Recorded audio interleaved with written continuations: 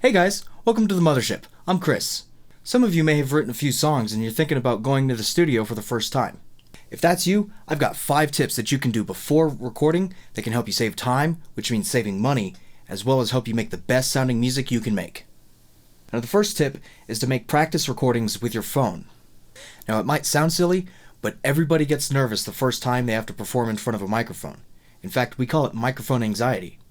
Suddenly you feel this pressure of having to perform at your very best, and it can be overwhelming if you've never recorded before. Recording your practice sessions with your phone can be a great way to get used to performing in front of a microphone. Now this also comes with the side benefit of showing you any mistakes that you may not have been aware of, such as playing a note too loud or too quiet, for example. Just like proofreading a paragraph, listening to your practice recordings with a fresh perspective can be very revealing. Tip number 2 is to practice with a metronome. You might be playing all the right notes, but that's only part of the battle. If those notes aren't played at the right time, then the whole song starts to fall apart. Practicing with a metronome is going to tell you which parts of the song you're speeding up and which ones you're slowing down. And those are going to be the parts that you want to focus on. And whichever one you're doing, the answer is the same, and the first step is to slow down your metronome tempo.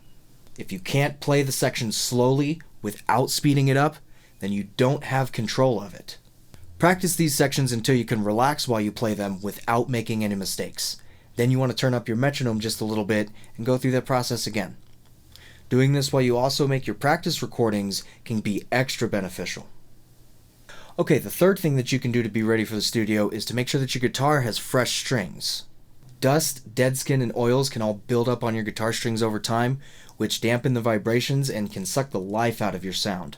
Now you can extend the life of your strings by washing your hands before you play, wiping the strings down after you're done playing, and while I've never done this, some people do say that boiling your strings can help also. But ultimately, you have to change your strings periodically, and there's really no way around that. Alright, so now we're at tip number 4, which is deciding on some specific information about your music. I'm talking about things like, does everybody in the band agree on the song names?